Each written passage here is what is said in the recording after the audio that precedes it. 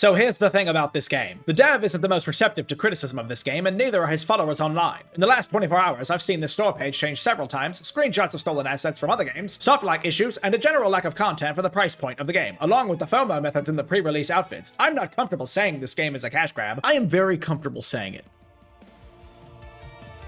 This game is a cash grab.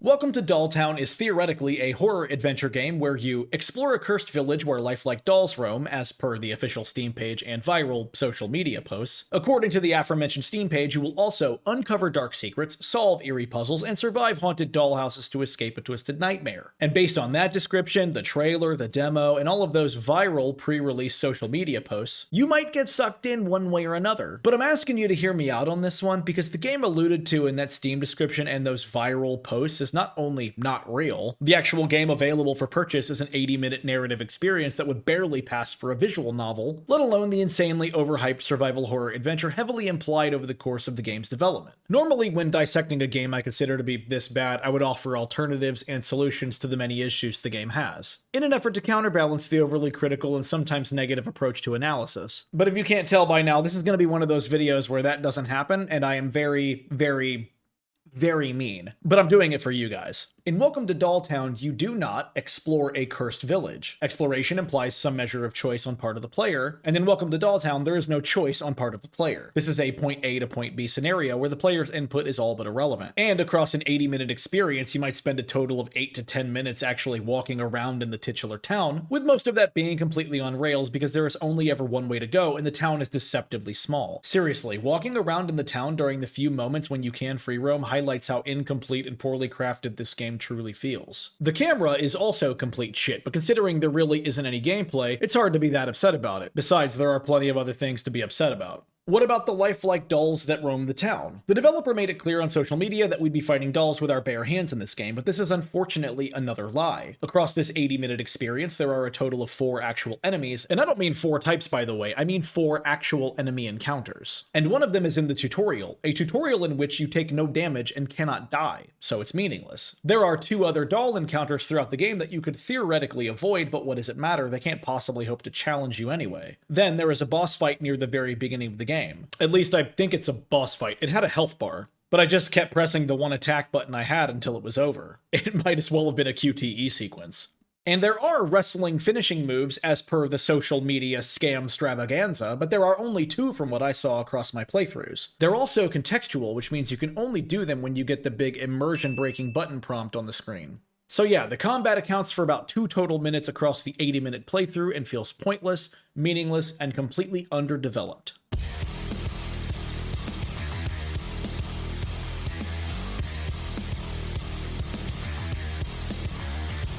Pathetic. You know what you spend more time in this game doing than combat? A literal walking sim section where you play as a fucking cat trying to escape a house. Also, you don't uncover any dark secrets. The game borders on just being a straight up visual novel. Every single detail and dark secret is told directly to the player through expository cutscenes and heavy dialogue sequences. It is incredibly heavy-handed, bordering on cringe.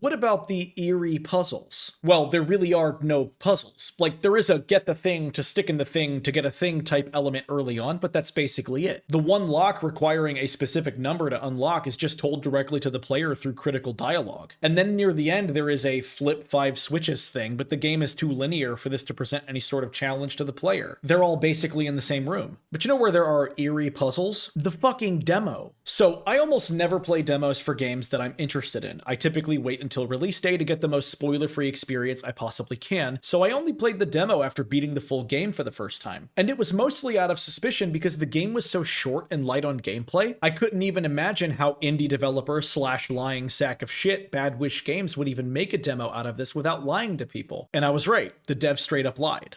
In the demo, in the room where you encounter the first enemy, you know, the one who can't actually hurt you, there are 3 puzzle elements that are not present in the full game. This jeweled box, the lock on this freezer chest, and this poster. The poster has the answer for the lock on the freezer door, the jeweled box is something the player will have to return to later, and the lock on the freezer is the typical 4-digit combo lock with the camera zooming in for the standard first-person survival horror puzzle experience. It's awesome, but those elements aren't the same in the full game. And I know some people may try to defend it and say that puzzles may change from demo to full game to keep things fresh, so even those who play the demo still have to figure it out with everyone else. And you know what? That's fair. Sometimes things change. But how often are they removed entirely? You see this box?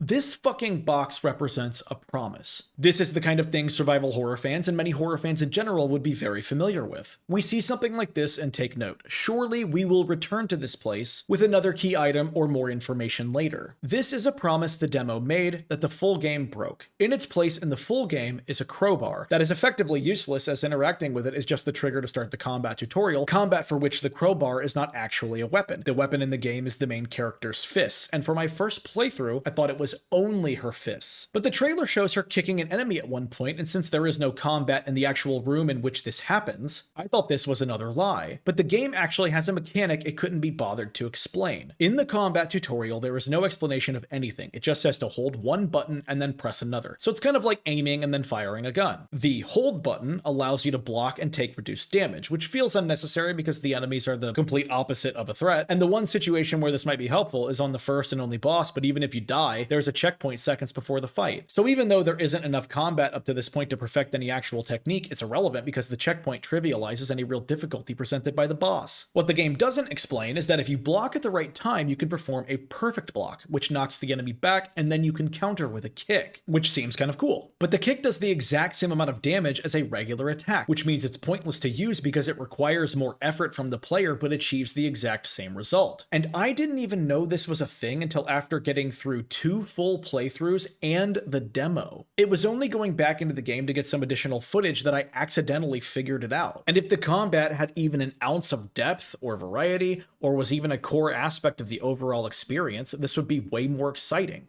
But it's fucking pointless. Back to the Steam page. I don't know where you would possibly get survive the haunted dollhouses from. The implication here is that the areas you might explore in the game would to some degree resemble dollhouses, but the levels are just Foggy Town School house. There's no haunted anything. If you want real classic survival horror action in a dollhouse setting, might I recommend from indie developer and bad motherfucker Casper Crows, one of the best games to ever grace the annals of survival horror, 2021's Elisa. And with a fantastic looking sequel with optional co-op on the horizon, there is no better time to play it. It's literally only $5 more than this piece of shit and worth twice the price. Back to Welcome to Balltown, between the mishandling of subject matter, poorly executed and inconsistent gameplay, and lack of care taken with even the most basic aspects of the game, it might be hard for some people to even make it past the Steam page. Like, there is a literal spelling error in the Steam achievements.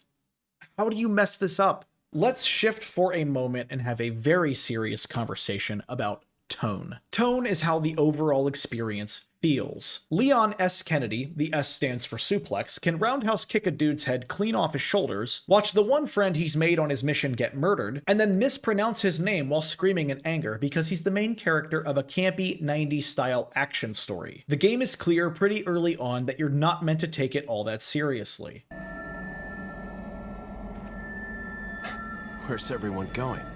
Bingo? But Welcome to Dolltown begins with a trigger warning and the number for the suicide hotline, so you know we're playing a real game for real gamers. But the way these elements are handled feels incredibly jarring. The story centers around a queer teenage couple, Mio and Tsumugi, who both suffer a terrible fate at the hands of a group of bigoted classmates. In the very first bullying scene, Mio is shoved into a locker and berated by the group, with one of the bullies literally experiencing sexual arousal during the altercation. These kids are pure fucking evil. Like, comically evil. In one of the following scenes, Tsumugi is beaten by the group and told that she should slit her wrists. And the real tragedy is that this is a story that many people can unfortunately relate to. Even in the year of Mikami 2026, being queer presents a lifetime of very specific challenges that heteronormative individuals simply would not have to face. What might be even more poignant is the trans allegory looming over the entire experience. The dolls in Welcome to Dolltown may be literal dolls in the context of the game. However, The message is clear. Welcome to Dolltown is a trans allegory. If you're not up to date on your queer history, you might not know that the term doll is deeply rooted in queer and especially trans culture. And even though the term has cultivated quite a bit of endearment over the years, it's still not always seen as a compliment. Some might be more familiar with its recent use as part of the Protect the Dolls movement, a way of normalizing protecting, and quite simply helping trans people just be seen as people. I have no doubt that Welcome to Dolltown is a deeply personal story, but the mixed messaging is where I have a hard time getting on board with it. It's weird enough to have Yumi, the player character, a non-doll from out of town, doing wrestling finishers on the few dolls she encounters, especially when you understand what the dolls are, how they came to be, and all of the trans subtext. But it's even more jarring to witness the absolute torment of Mio and Tsumugi, and literally in the very next scene, play a stealth mission where you have to escape the bullies as Mio's fucking cat while listening to Japanese lounge music.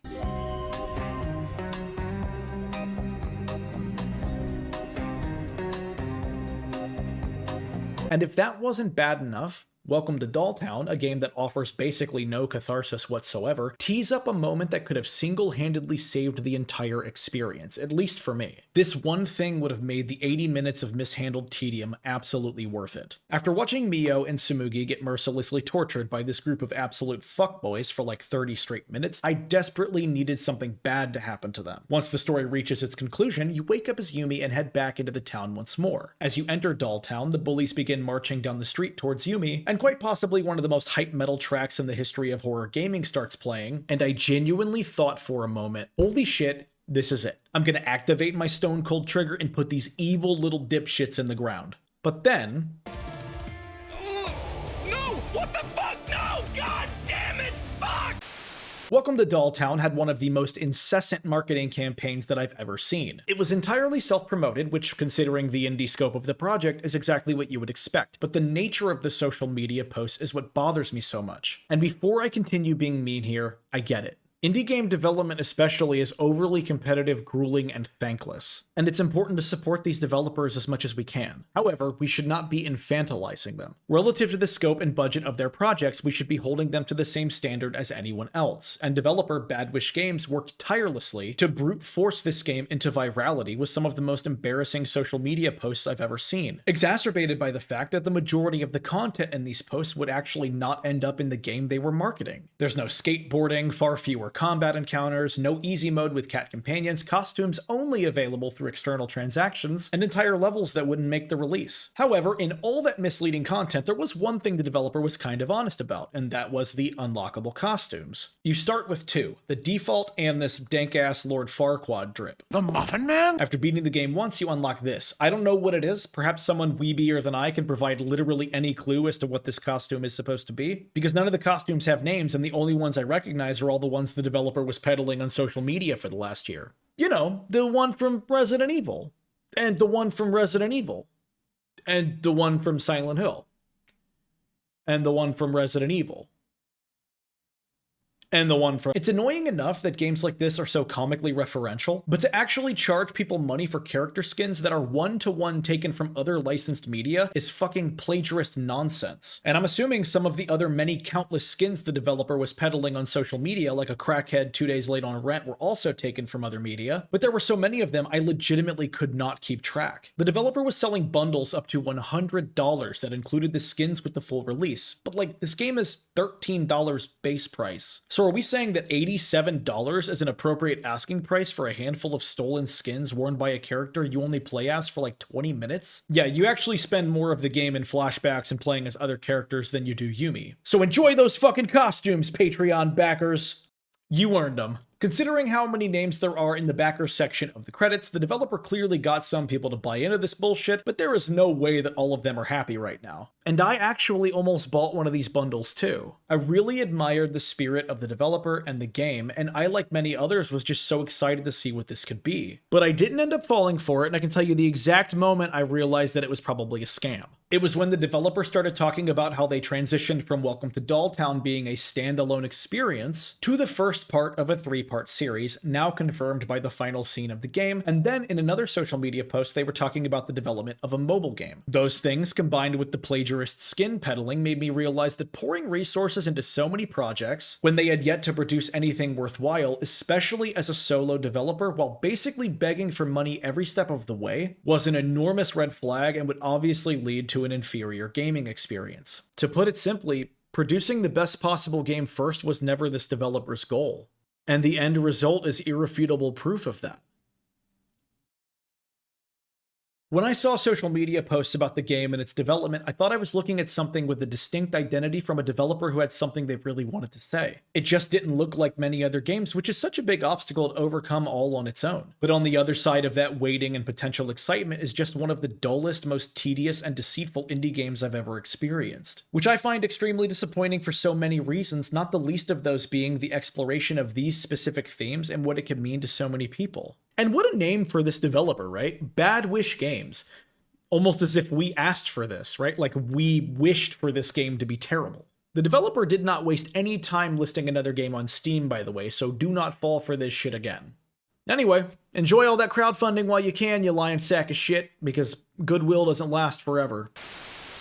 That is it for Welcome to Doll Town, a terrible game that you should definitely stay away from. But you know what you shouldn't stay away from? The like button, and the subscribe button, or even the dislike button. Fuck it, if you don't like it, downvote the shit out of it. I'm cool with that. Listen, engagement is engagement, and fun is fun. And I'm one of those weirdos who likes arguing with people in YouTube comment sections, so, you know, do it. But more than any of that, if you haven't subscribed yet, please subscribe. We're dangerously close to 700, and I would really love to hit 1,000 by the end of the year. It's kind of my goal for 2026. I would really like to get to 1,000. We could monetize the channel and do who knows what else here. But I really appreciate all the support so far. I see so many of the same people coming back to the comment sections for each video, and it feels really good. I've even seen a few of you guys even show up over on Twitch, which has been really cool. So it's kind of a surreal experience, but I'm really excited to see what happens in the next one. I have a few other big videos planned. I don't know which one's going to come next. And I also have a very big Silent Hill 2 remake project planned for this year. I'm not going to give a tentative release date for that because that is a massive project, probably the biggest thing I've made so far, and I'm going to be giving that the utmost time and attention, and I'm not going to rush any aspect of it.